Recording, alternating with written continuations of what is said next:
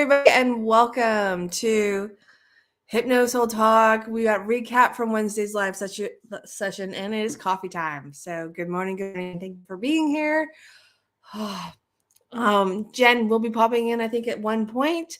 But today, right now, you've got me because I thought it would be cool to have her come on and be a part of this recap because Wednesday was a big show and it was an interesting show. Not what I expected. 100% nowhere where I thought I was like really going to go, which I think is interesting because I had worked really hard not to get involved in understanding what was going to happen. And yes, the dogs are hanging out with me today. Walker's in a mode, so he is going to be probably pushing at me and having, his little moment because his sister is sleeping and, she's 12 and a half now and she sleeps more than most of the time. We got her on CBD oil, which she really seems to be helping her, which is awesome because we hadn't really found anything to really help her. She was a little stiff in the back end and having a 10-month puppy running around. She does a really good job at lunging him. Yeah, that's her famous word is lunging him. She stands in the middle and she barks at him and he runs around in huge circles and gets his zoomies. And she does this every day. She'll do it in the house. Well, she attempts to do it in the house, but she'll do it outside. And it's funny because I've kind of, for those of you who have talked, wait, do you want to even? Yeah, he's in a chewing mode now. That's where we're at. For those of you who know about my animal side, he is a reincarnation of our dog Casey, who passed, but also he allows certain aspects of all of the animals that I have had the pleasure of having in my life come through him. And so we see little traits of like Ike, my horse, and like Clyde, my other horses, Midnight, and Patty, and yeah, just all the animals that I've had the honor of working with and having in my life and have guided me to this point. And so he's a really interesting soul. But yeah, he gets a little carried away at times and he gets really upset when his sister won't play when he wants to play. So you guys are my arm is probably going to go like this a couple times, 1, 2, or 3. Hello, Tana. And hello, Purple Princess. Hello, Alex. Thank you guys and everybody on TikTok for being here. So that's our little puppy story. So if you guys see him biting on anything and I'm totally in conversation, just send me a message because we had the family up in the middle of July for my dad's 70th birthday and he's fallen in love with kids and we don't have children. My brother has 4 and he would have left us for them, I'm pretty sure, because he was like, these are my people. They drop food. This is great. Like they feed me all the time. He loves his food. I should go home with them. And since then, he has gotten into this. Well, he got into their stuff and started chewing things. And now he's been chewing things. And on my little, I guess my little altar behind me here, he likes to go in and take the crystals. He doesn't like to eat them. He likes to hold them in his mouth and walk around with them. So I think that's pretty interesting as well because it's pretty funny, but not funny. So if anybody sees them slyly slip it in there, please let me know. So recapping the session. Like I said, it did not go where I thought it was going to go. And if my voice is hoarse, I apologize. Purple Princess, we have all the smoke now. Last night, we were having dinner and we went to go outside after dinner. And it was like it had rolled in. Like when I say rolled in, it rolled in. Like we cannot see the mountains in front of us. And we're kind of at the top of the mountain. So we have this really interesting, because behind us in the backside of the property and beyond, it was clear. But in front of us, it is like completely smoked out.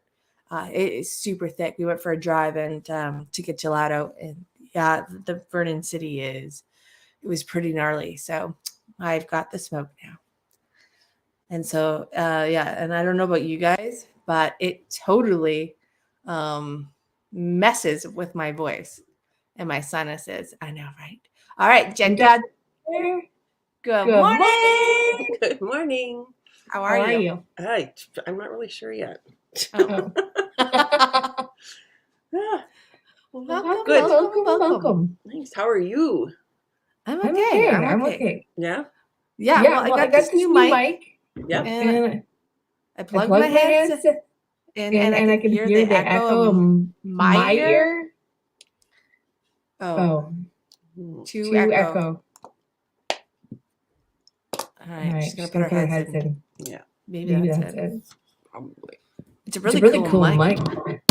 I'm hoping. I got it for recording. Oh, that totally changed everything. Oh yeah. So this is like a podcast mic and a recording mic, and so like I said, we're doing these recordings and these mini workshops, and this mic was suggested to me, so I thought I'd give it a go. And it lights up. It lights up, guys. Like, how cool is this? It's like on air. I know. It's like the coolest thing. I mean, if it was lime green, it would be even cooler. Yeah, that's way better, hey? Cool. Yeah. Nice. Purple Princess, you're going to have to do the sound check for me. Yes. How are we doing now? Oh, yeah, that sounds way better. That's pretty awesome. But I guess we have to make sure everybody, when we do these co-hosts, has ear. Yeah. Yeah, I know that, and I just, yeah. It's okay. I mess it up all the time. Oh, I can hear Kitty. Yeah, she's right here. So everybody says, Tana says we're good. All right. Good. So let me know how. I need to do a side-by-side. We need to do a side-by-side one day just to see the difference between both mics, to see which one is better. But yeah. I don't know. I might keep this one just because it lights up, and oh my God, how cool is that? Yeah. I'm easily entertained, people. I really am. I get easily entertained about the littlest things. I just want it in lime green. It's bringing more of that sparkle into your life. Oh my God, yeah, right. I got a pink pen. Does that count? Well, it's getting there. You're getting there. It's getting there. My sister-in-law bought these for me, and I'm like, "Are you trying to say something?" She's like, "Yeah, you need color in your life." Yes. Merry Christmas. Yes. I mean, I have neon Post-it notes everywhere. I mean, let's be honest. Yeah, that's good. Neon's a good color. Yeah. So I like your shirt, by the way. I like that color. Yeah. So we're just starting, like, when talking about, like, oh yeah, I got my phone here. We're doing a dual live, and so I can't really read the comments, which is much better. Perfect. Yeah, I'm trying to manage multiple things at once, and I'm, me, can be a squirrel sometimes. Yes. Unless I'm hyper focused. We're just starting to talk about the session. How the session wasn't what I expected. Your car is right. My car is definitely color, but nobody seems to give me that credit. Okay, so I have a Toyota Corolla hatchback and that bright blue, which makes me happy, and that's why I bought the car. Every time I see it, it's a happy color. In my opinion, it's a happy color. That's why I bought it. That's why I leased it for the business and stuff. But yeah, that's why I chose that car. That's why I didn't pick another car, is because I wanted that color. But yeah, apparently, according to my aura reading, I don't wear enough color, and so I'm getting lectures all the way around. So I'm working at this. Yeah. Who knew? Yeah. Who knew black and white wasn't your color? Not really what they mean. No. No. Well, you know what? My session had a lot of color in it. Like, there you go. Maybe that was a cue. Listen, it can be like this all the time. Yeah, right. Could you imagine if I wore tie-dye every day? Yeah, I don't think that's what they meant. Well, that's what the session was like, tie-dye. Yeah. Okay, so like I said, this session was not what I expected. I didn't expect to go where we went because I had been there before twice for healing. And so it kind of, I actually had a moment in my head, and, we talk about being conscious enough to be the fact that you are in control the entire time. Yeah. I judged it. I was like, really? We need to go back here. Yeah. Even though I was already gone into the spectrum of light, the universal rays of light, when you were beginning the centering process. And I was up here in the golden white light, and I was like, oh, it's so nice and source. I just did, you know what? And then I come back down. I'm like, oh man, I'm getting back down. And that happened. That was it. That was how it went for me. And I thought that was really interesting, because usually I stay with you on purpose. Because I like the process. Yeah. I love the process. But yeah, no, it was very interesting. And to go back to that life. Uh-huh.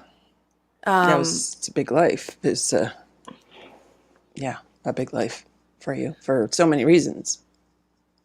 So when you asked me to go, if there was anything else from that life, because I know that you were gonna, our process is to regress through and gather, right?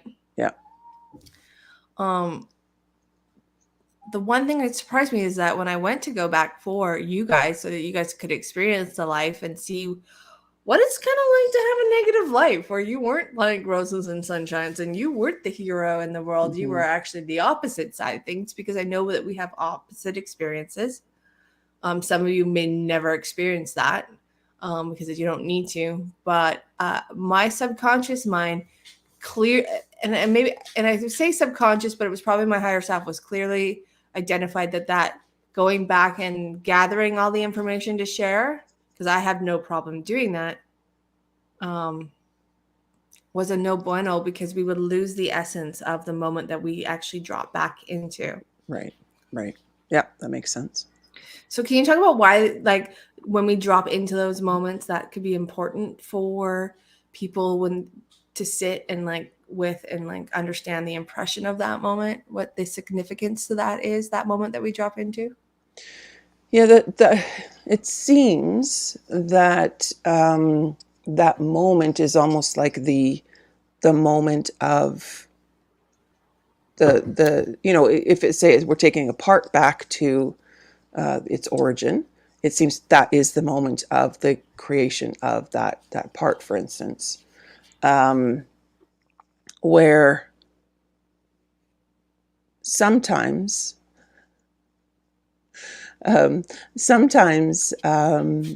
it is simply a landing point for the person to get oriented in that moment. But a lot of times it is that key moment in that lifetime. So I believe there are people who believe that that's really all that's necessary is going to that moment. And you get all the information and you get the understanding. You don't really need to move through the lifetime. That's more for, maybe that's more for entertainment purposes. But as a practitioner, you have to be able to understand whether it is just a landing point, okay, getting oriented and sorting things out, and then having to move through the lifetime to figure out when. We don't need to figure out when that point is that say, for instance, that part came into being, because that'll get sorted in the process. But yeah, so sometimes it's just it's really the key moment, and other times it's really just a moment just to get oriented. Yeah, it's funny, is that is the first time for me in all of the soul regression, all the past life regression sessions that I have done, where that was my key moment. Yeah.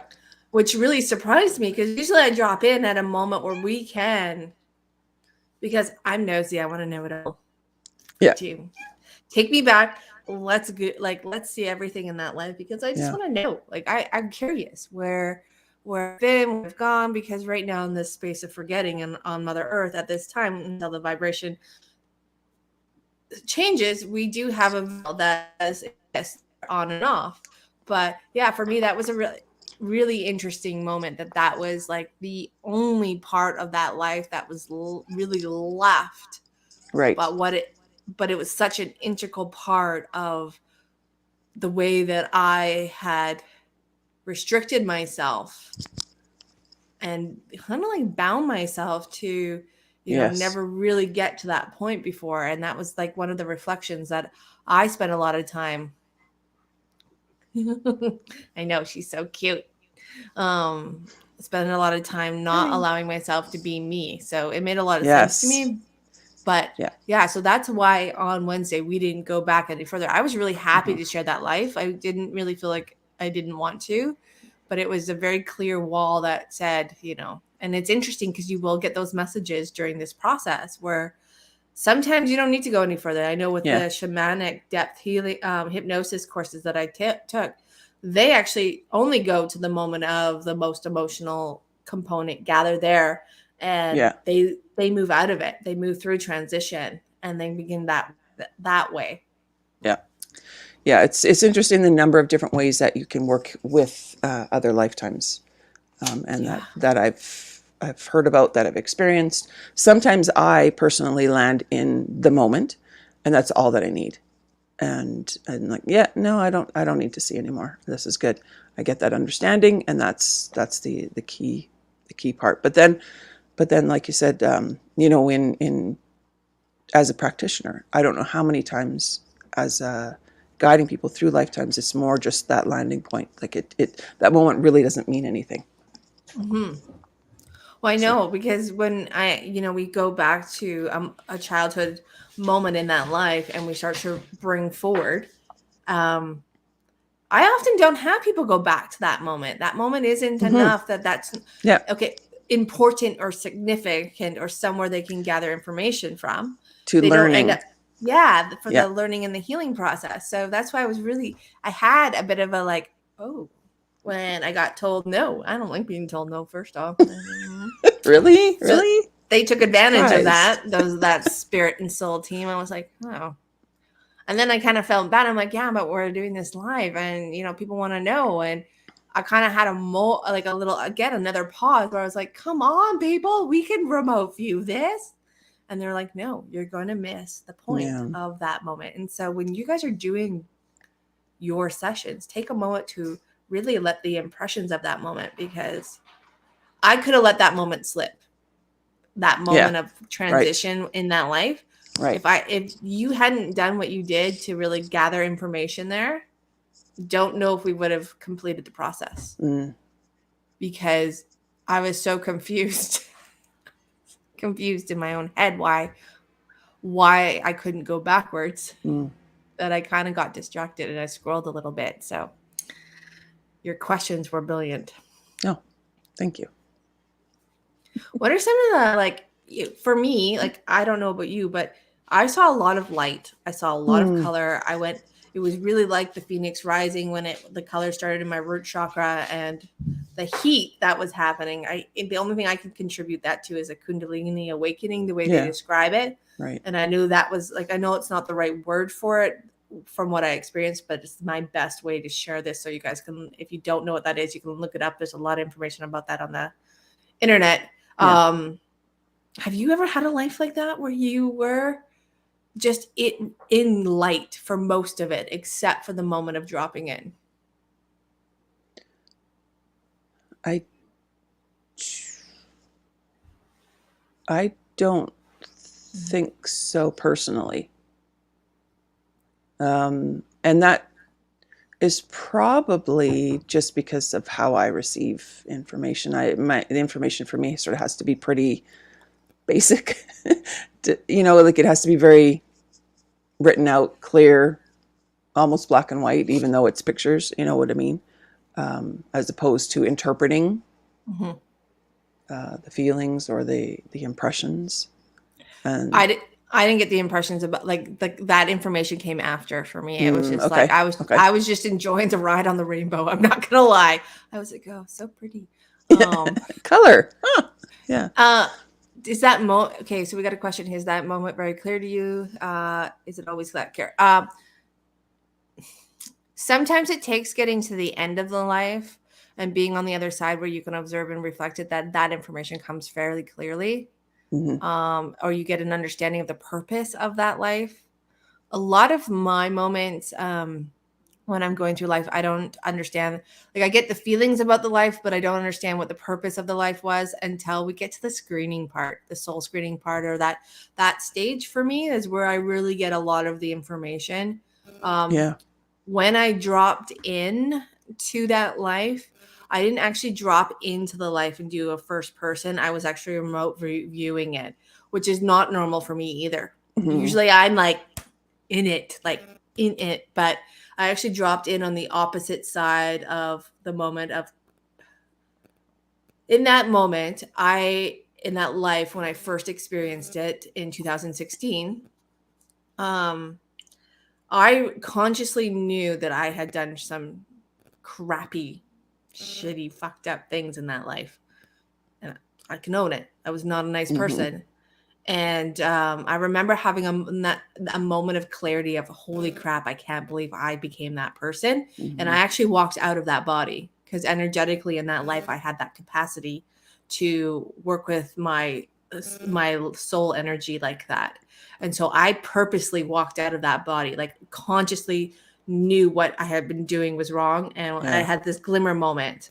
And I remember that the first time I went back, but that's not what the focus was in that life for that me in that time. So it was never really a big moment, because when I thought back, because I have a really crazy memory that remembers a lot of things. When I was in the chair in school, I remember telling them, but never emphasizing it, because so when I was remote viewing, I had a very clear understanding of what that moment was. And even though it was happening, but for me, and what I see in my chair when I'm working with people, it's usually in that transition moment that the understanding of the whole journey, the whole experience comes forward.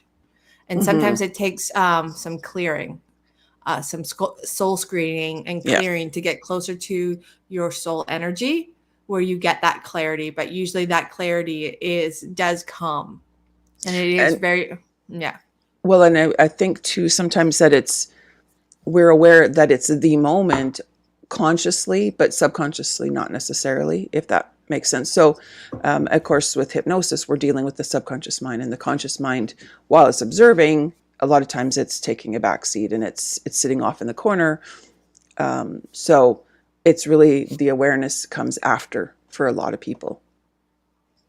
And you get aha moments. Like I had aha moments a couple hours later too, where I was like, ooh, that, like the Kundalini. I was like, that's what was happening. Like that Phoenix rising, that energy for me, that opening. But I wasn't thinking about that in the moment. I was just like, oh my God, I'm sweating my ass off. I am sweat through what you guys didn't see was I actually sweat through all my clothes.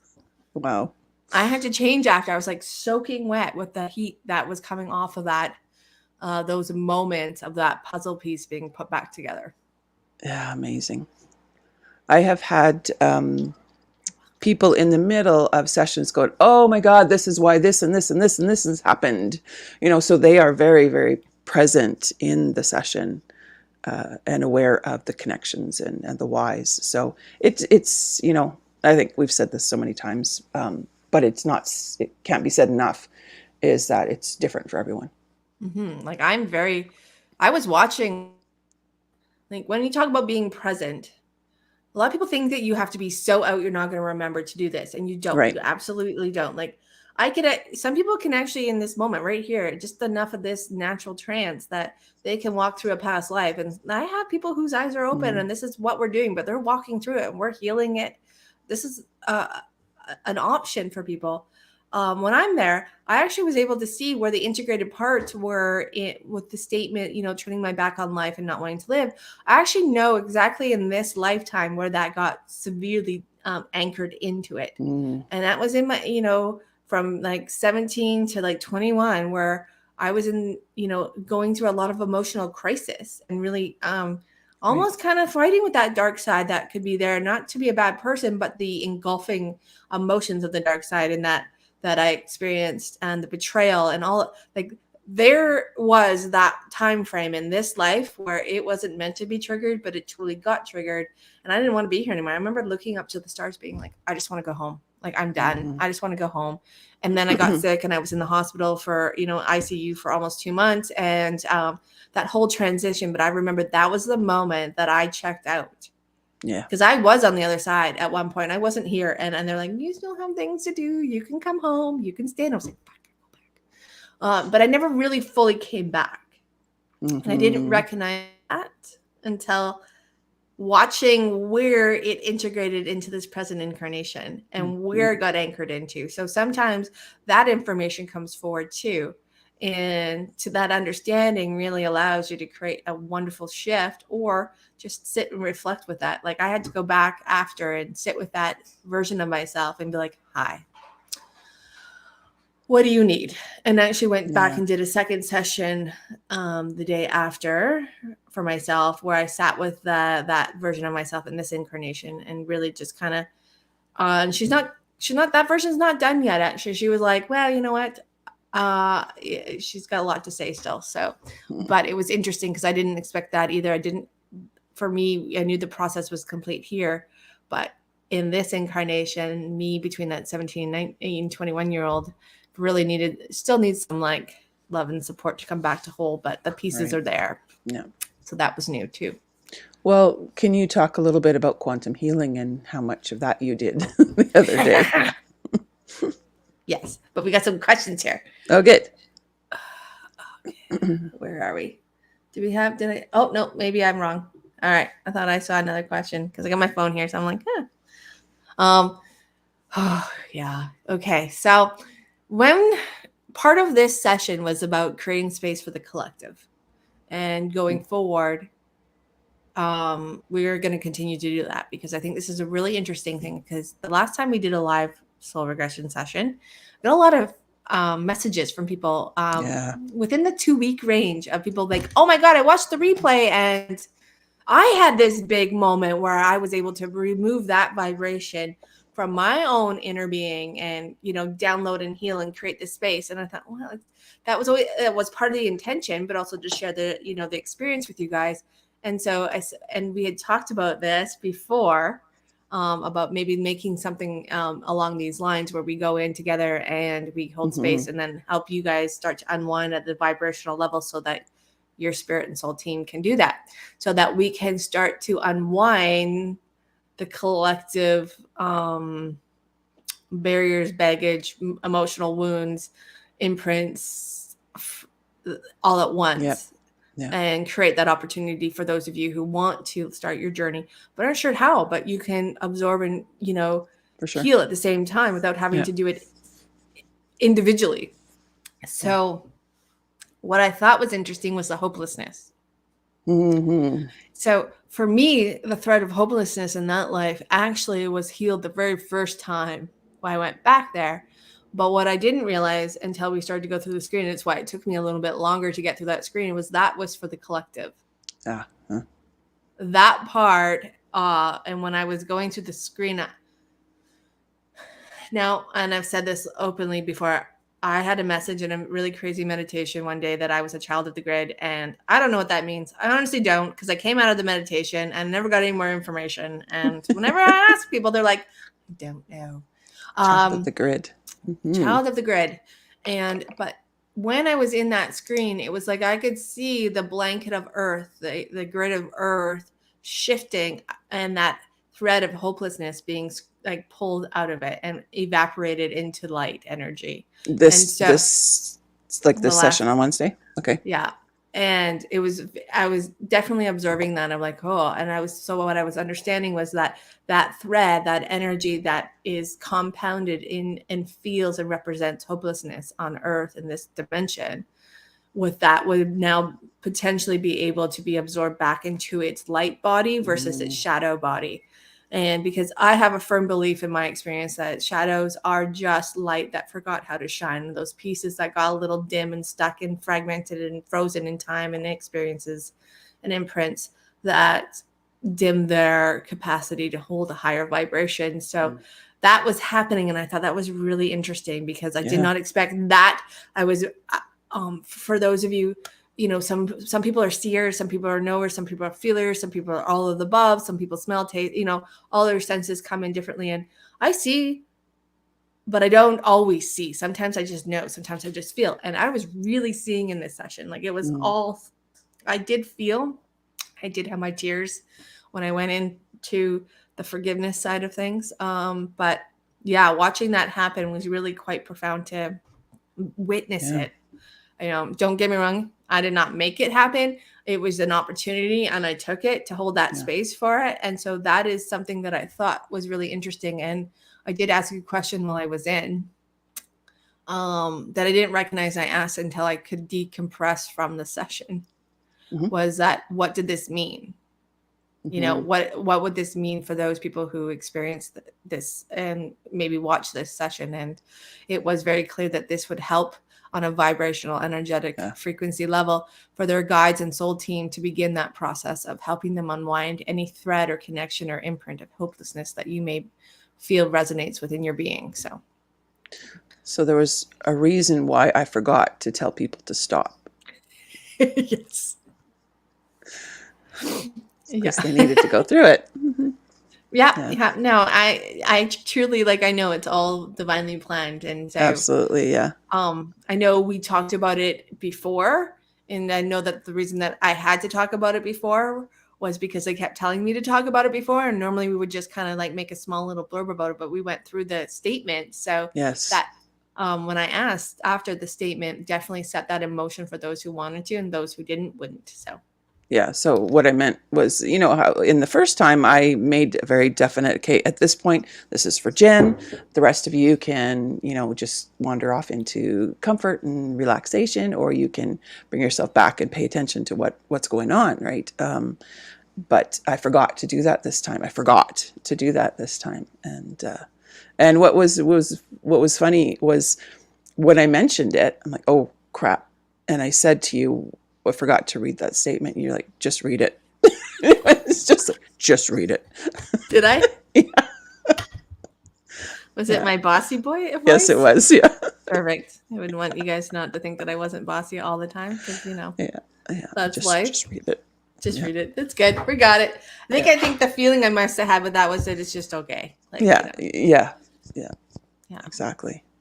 But that's so funny. It's funny how that works, right? I Like know. how we get to that place.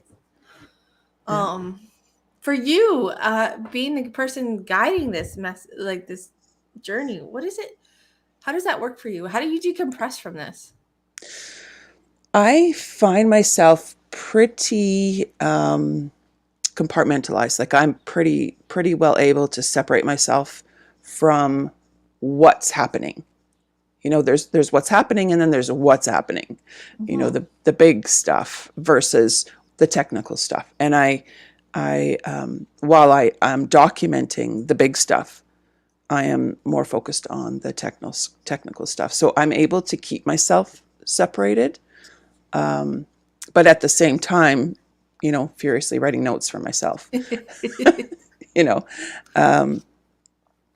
So I think because I'm so interested in what is going on, that I'm able to keep myself out of it on a personal level, if that makes sense. I don't know if that makes sense, but that's kind of how I can explain it. Like I'm just so, I think of it as being nosy.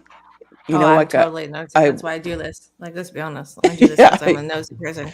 Yeah. So I want to know what's next, what's going on, what's happening, so there's that detective as well. Like a lot of times I think of us as a bit of detectives, that we're investigating what's happening and the sources and the reasons and all that kind of stuff. So you kind of have to keep the emotional aspect of it at bay.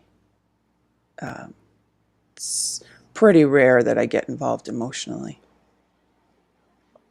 And so after the session, how do you, like, for me, I do a little ceremony, whether it's me doing the session or me guiding the session. I have my Palo Santo. I do my 4 corners. I thank the elements for holding space, and each element for like the windstorm that happened during the session while we were screening was hilarious. I actually normally don't care about noises around me. None of that really bothers me. You could be playing drums in the background. Once I kind of give myself that anchor that all the sounds are going to be a part of my process, taking me deeper down into calmness, or just simply natural noises fading into the background, I'm there. They don't matter. I mean, unless you're screaming for help, I'm not coming up. Yeah. Like, really, I'm not. And it was interesting because the wind caught me. The gusts of wind coming through.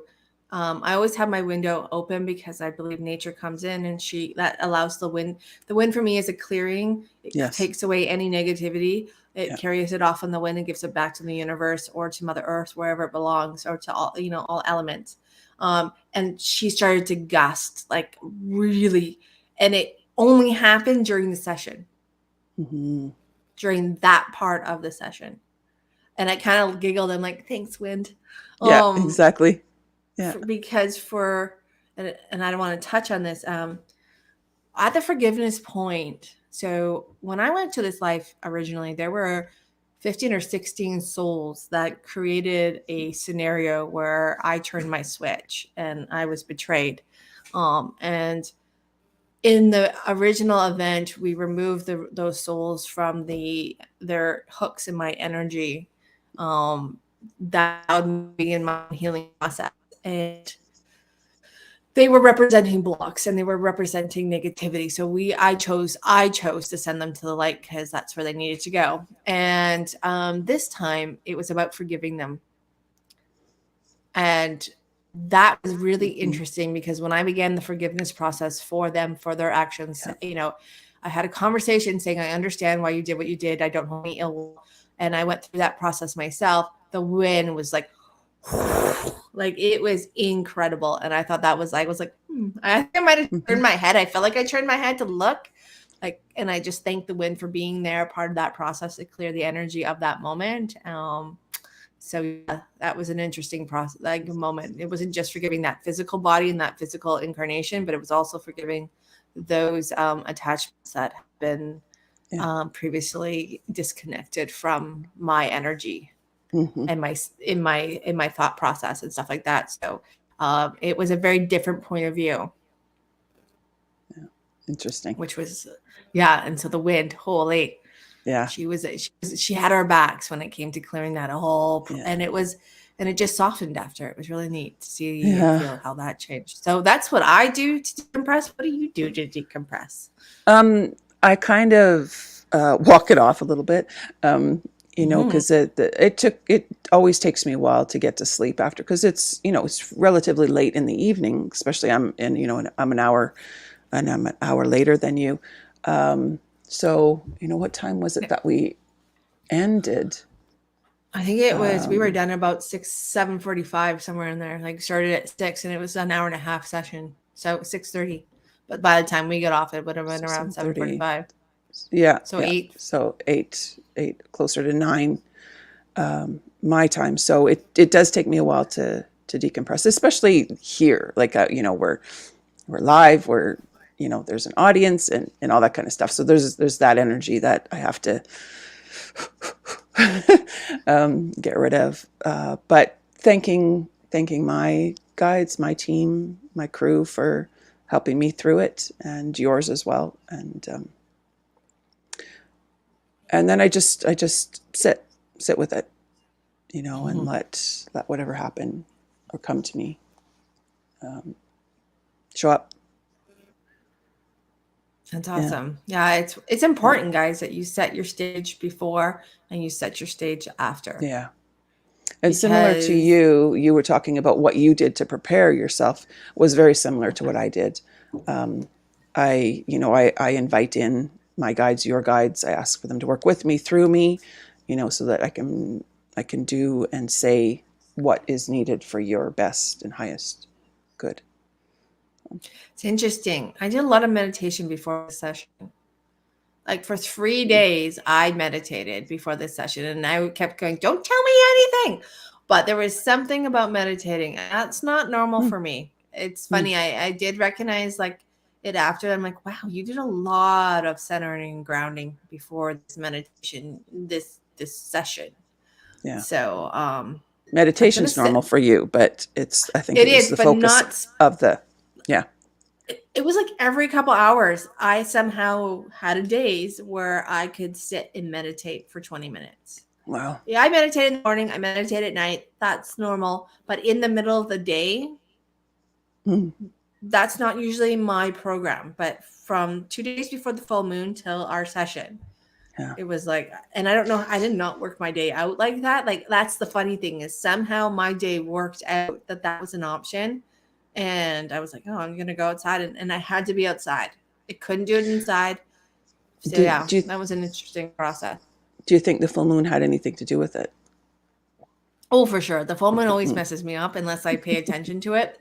So thank you for the person on TikTok that reminded me that I had a full moon coming, because usually then I'm like 2 days of no sleep and I'm like, I haven't slept. Well, yeah. So I definitely think the meditation helped with the full moon because I did not have Mm, the effects of like, haha, sucker, you're not gonna sleep now. I slept quite nicely. mm, But no, it was funny because I sat with it after, again, reflecting, spending time, guys, so much time reflecting on the session after to understand the pieces that were vague, or for me mhm. were vague. Maybe I have not watched it back. Maybe they weren't vague and I was really super clear because I really felt like it was vague for some reason It was on my relatively end. vague. Yeah. Yeah, yeah. Um, which is not normal for me. Usually it's just like blah, blah, blah, blah as fast as I can go.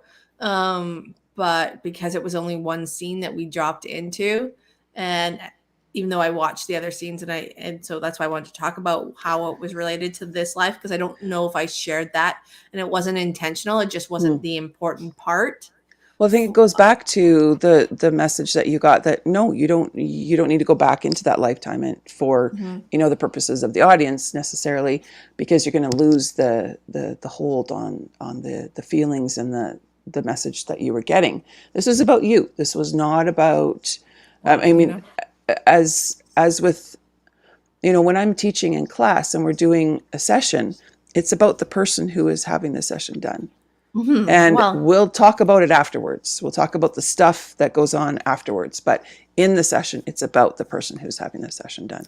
I know. And I was just like, come on, I people, know, let's I go. know, I know. I'm allowed to be like, but yeah. So like, it's funny because the I when we debriefed the next day, and I was like, blah, blah, blah, this is what happened, and I was like, I don't know why this didn't come out of my mouth, but it didn't, and so that's why we're doing Yeah. today's show, because I'm not, I'm happy to share this because this might be your experience where you are very vague in the moment, but you get clarity as you come out of it and you understand, or you just choose not to share. And it's such an important message, is that you can choose not to share. I didn't think I was choosing not to share. It's just, I didn't, I don't know. Yeah. Yeah. But, and that clarity comes and taking time to reflect. How do you reflect on your sessions, your own like sessions, the ones where you My go personal into ones. ship? Yeah, Um, ignore them for a while. well, that's fair. I try to. Unt- It doesn't yeah. happen. Until I can't. No, I'll sometimes just make notes, like if it's a journaling kind of thing, or if it's just writing something down, of what it was, that the big pieces, and it's funny how some sessions still to this day come back, and little moments from those sessions still come back, and I see they're like a memory that just pops up every now and then, and so the cat's got zoomies. Sorry. That's okay. Why are you saying sorry? I'm surprised they're sleeping. The pregame show while her was like, "Hello, hello, mommy, mommy, mommy now." God, yeah, like he's out. He is out. This is not nice. Yeah. Um, yeah, so it's really just, again, the sitting with it, and replaying, you know. And can you talk about like having those, when those moments come back to you, when you have like, Mm. you've done the session, weeks have gone by, or months, sometimes it's months, and you have a flashback. Do you gain more insight in that moment of flashback? Is there something like, do you find that happens for Absolutely, you? absolutely, yeah, because your perception's shifted, Mm-hmm. right? It's just like being exposed to any new piece of information. It changes everything. So now you can look at things from a different perspective, because you have this new information. So it's yeah, absolutely. And I think that those little pieces come back every now and then because, again, a new shift is required, or there's a new way of looking at something, and so it's Yeah. just this little, poke, activate this little piece here to help look at something else, look at something a little bit differently. I love those aha moments when that Hmm. happens. And like, I've had things come up years later. Like, Yeah. I'm Oh like, yeah. oh, oh. And, it takes me back to that past life regression that I did. I'm like, oh, okay. Now this Yeah. is the piece that it changed in this incarnation. Awesome. Now I've Mm. got like conscious confirmation. And then I kind of always go back. I'm like, how long has it been like this now? And it's Mhm. funny because I'm like, oh, it was pretty close to that last past life session that things changed. I just didn't notice it. I just Exactly. kind of Yeah. rolled into it and Hmm. was like, oh, that change has happened. And now I've definitely changed things in my external world. Like, how funny is that? Like, when you get to Yeah. that point where you're like, oh, yeah, that totally changed everything. And yet there Cool. are other times after sessions that if you ask me, and you've done this for me, so how are you doing now after that session? I'm like, what was that session about? I don't Mm, even remember. right. Right? Mm-hmm. Because things have changed so much that it's no longer a focus and it's no longer impacting my life. So I don't even, yeah, I just don't even Oh, that's why I had to start notice. journaling them per Mm. se. I mean, and I use the lives actually as my journal. Not gonna lie, guys. This is my audio journal, my audio book right here. Because yeah, you get points, and I mean, if I really focus, I can go back. But there are Yeah. lives that I know were like massively impactful, um, but I Mm-hmm. don't recall them like fully anymore because things have changed so much that Yeah. it's like a distant memory. It's like gone to the Akashic records and now an experience that I had but not having. Mm-hmm. So if I need to go back and like look at the book, I have to go and open the book. I can't actually dive in right away because it's not one that I'm having now, Yeah. Yeah. which is funny because I guess I used to do that, when I was younger, and I thank God I journaled about it because I wouldn't have told you that I used to go to the Akashic records when I was little, but I Mm. have journals of going and touching books and gathering information. Wow. That's so cool. And I found one of those journals, and I don't know why I didn't know at the time why I was reading it. But I'm like, ooh, wait a minute, I really like that meditation. I'm gonna rewrite that one. But yeah, and it was kind of interesting. So journaling can give you a way to like reflect, or when those moments happen a year later or two, and you're like, Mm-hmm. wait a minute, you have a reference where you can go back, but won't take you back into the experience Yeah. because you're no longer living the experience. But it's kind of fun. I find it fun to go, there it is. Yeah. Those are my observations, Yeah. looking at the observations versus the fully immersed in it. Or sometimes you're like, oh, wait a minute, there's another piece there that I can now Mm-hmm. see. And now I have no Yes. choice but to deal with this sooner than later. Kind of like Like this this one. For session. this, Yeah. like this one. This was a sidebar to the original one we did Yeah. that I didn't see coming. So as intuitive as you can be, sometimes you don't see it coming the way that, we Mm-hmm. think that we have all the answers. No, sometimes when it comes to my own journey, I don't. I go No. through it just like everybody else. Sometimes I get like impressions, or I get uh premonitions, but Mm-hmm. that doesn't mean I've always put those premonitions together. Let's be honest. Like, I have lived my entire life with very accurate premonitions, and none of them I've been able to forward or avoid on purpose. That I've always just been prepared for. I Mm-hmm. mean, that was part of premonitions. Mm. Prepare you for what is going to happen. Thank you. No, thank you. Or at least say this is going to happen. So suck it up, sunshine, and get ready. I mean, there's none of that happening in those premonitions. Yeah. Yes, that's a good comment. And I think the reason here is because our conscious minds are still there. Even though they're sitting over in the corner observing everything, they're still taking in what's happening. So it becomes a conscious memory, which is which is handy. And I don't know about you, Jen, but I tend to, when I get to that point, I always look at them like they're outside, like I'm literally reading a Mm-hmm. book. Yeah. I'm not internalizing it. And that for me always tells me that that experience is now one that I'm no longer having. Mm. When Yeah. when I start to have the inner conversation with myself about that experience, I'm still having that experience. So that always Yes. is one of the tools that I use to go, okay, maybe I need to sit with this. Is this the experience I want to have or choosing to have, or do I need to unwind this experience as well? So that might be something that some of you may experience Mm-hmm. as a way to understand whether or not, are you having it, or are you just gathering information and understanding and reflecting upon it? Yeah. And I was just thinking about a particular past life session that I had actually that still brings emotion to me. And I said, Mhm. oh, okay, I think there's something there that I still need to work on. Yeah. Yeah. When I get into that. Yeah. Well, that's when I went back to that moment in that recent Mm-hmm. life, I had tears in my eyes. I don't know if it showed on camera, but I was crying. It was not like the last one where it was like ugly dripping down in my throat crying and wetting my shirt, but I actually was crying, and I remember actually thinking, wow, I'm crying.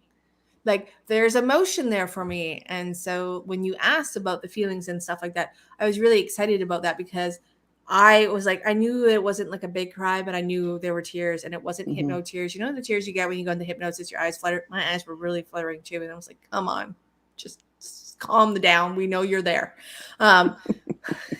Yes, I talk to myself in hypnosis. But yeah, the crying, usually your eyes will like, water during is a sign of hypnosis. But this was like tears were they were like sitting right here. And I remember being annoyed by them. I was like, oh. But I knew that was a key component to tell me that there was still some emotion around that moment that needed to be resolved. So I get a lot of like, I don't know, but you would clients like, what if I cry? What if I'm going to cry? I'm like, well, you probably are. If you met my mom, she'd tell you that my superpower is making everybody cry. So don't walk into the office or log on online, because unless you're prepared to cry. I've had to kick her out of the office a couple times. Mom, you can't stop.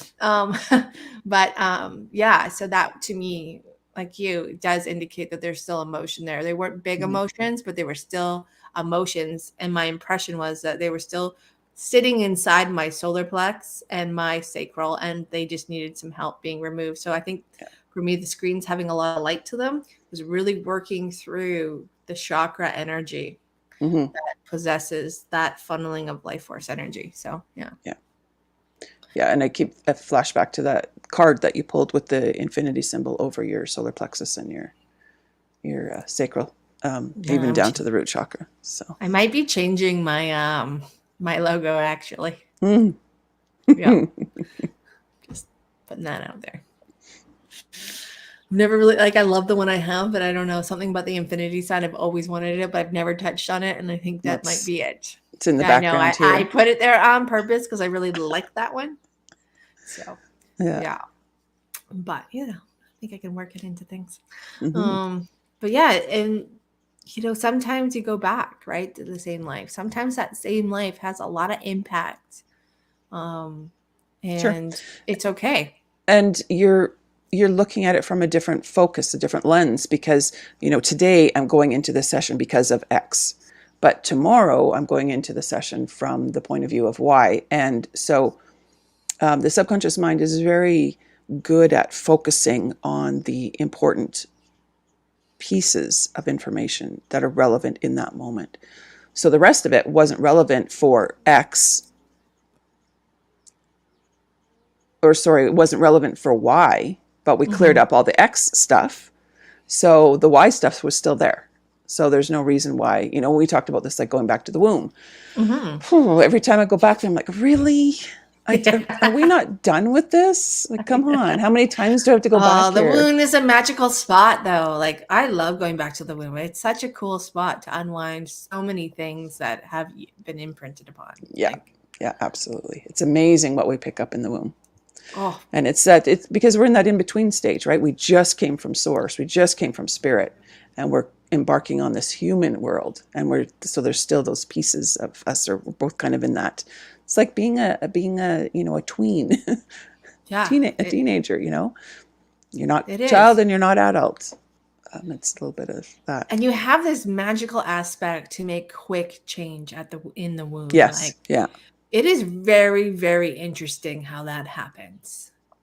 Like the profound essence of the womb, and so much capacity to cultivate that energy, but also unwind not only your past life stuff, but the legacy and generational stuff, and the present incarnation stuff that can be imprinted upon you, can be really profound. I don't know. We should do a whole show on the womb. Let's do that, because that's a fun spot. That's a good topic. Maybe we'll do that next time. Because I could roll for this forever. But one thing, you made a comment there on X and Y. And so the one thing I noticed about this, and I knew this going into this, is last time I went into this, there was a lot of fear. I was coming from a place of fear. I was afraid of my abilities. I was afraid of kidney failure. I was afraid, I was in a real place of fear and what was happening to me. Okay. That mindset has definitely 100% changed. And Mm-hmm. this time, as I went back to that life, I went from a perspective of peace and actual like love and contentment. And I think that was I needed to be in this place to start making different changes. So you may find that when you return to a different life, you return with a different purpose in a different emotional state, which then changes how you can unwind that life this And time. I would say, Nadi, it doesn't even have to be another lifetime. It can be another moment in time. I've had, in class, it's quite interesting because we'll be working with something and then we're right back to this moment in time. And it just it was like the hub of a wheel and all those spokes. It was the source of so many things, but depending on the perspective and the focus, the intention that we're setting with the session, like I said, all the other stuff got ignored because it wasn't relevant to the focus of that session that day. So, yeah. And it's just very interesting to see the mind, the emotional, like the physical, everything being shifted from a place of fear. And fear is it's a big topic, right? But to come at it from a peaceful place, I think that's one of the biggest things we go through these as you guys evolve. Your space and the energy that you come from shifts, and the way you go through lives shifts, and different lives or same lives will, with that different vibration that you hold internally, will change the landscape of the whole imprint of moments, whether it be a past life, present life, an alternate life, a progression, multiverse, wherever you go, it does change things. So that was one of the biggest things I noticed that coming into this was it was a very, very peaceful place. And it's funny because when I went back to life, I was like, oh, it's not peaceful last time. No. Oh my God. But it was definitely easier to see it. So yeah, I thought that was another interesting reflection of it. So I think that's all about that life, that recap. Jen, do you have anything you want to leave everybody with today? Moment?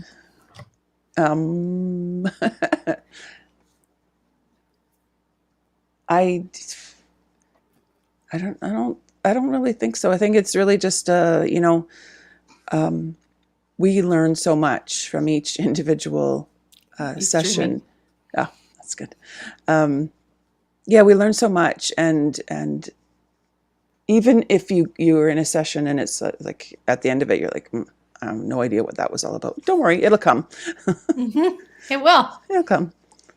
It could, and it might come days, weeks, months later. Like it doesn't all come at once too. It may come in stages so that you can actually download that stage, that experience. So it's often why when people ask me how many, when they come in and they want to start their own journey, can I do a session every week? Well, you can, but sometimes doing, sessions every 2 weeks allows you the time to really sit in reflection and let the dust settle, and how important that is. And you may not get all the dust settled in 2 weeks. You might be a month or two later, like, you know what? Remember that life? Remember that moment? Remember that progression that we went into? Or remember that moment we dropped into in this incarnation?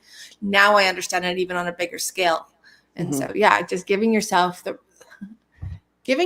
permission just to let it settle, and also the patience to allow it to reveal itself. Like I said, let it come to you. I always say this, let the information come to you. Don't go after it, because you go after it, you're just it's going to create frustration and disappointment. Yeah. It's funny you say, go 2 weeks between sessions. There was a hypnotherapist who's also a psychiatrist, and he's like, once a week. We do sessions once a week until you're done.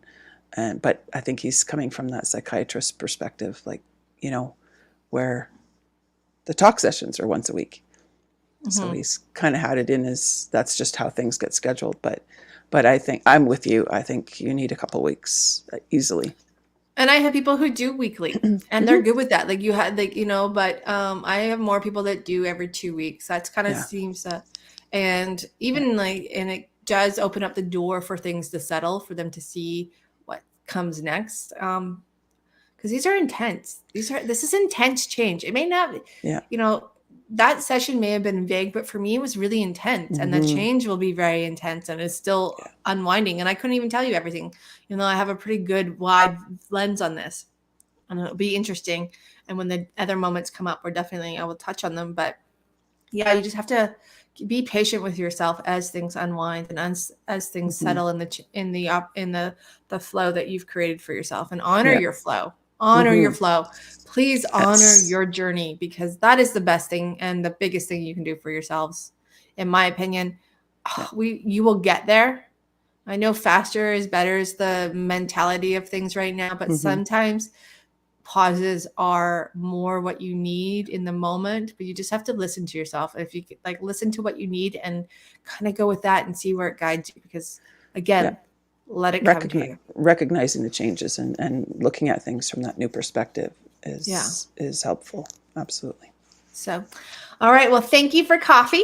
Thank you for Thank you. conversation. For Absolutely. those of you, we will be live again on next Wednesday, which is I don't actually know. I don't know the dates. The 9th. There we go. We'll do a little meditation or in the morning. It will be a morning show because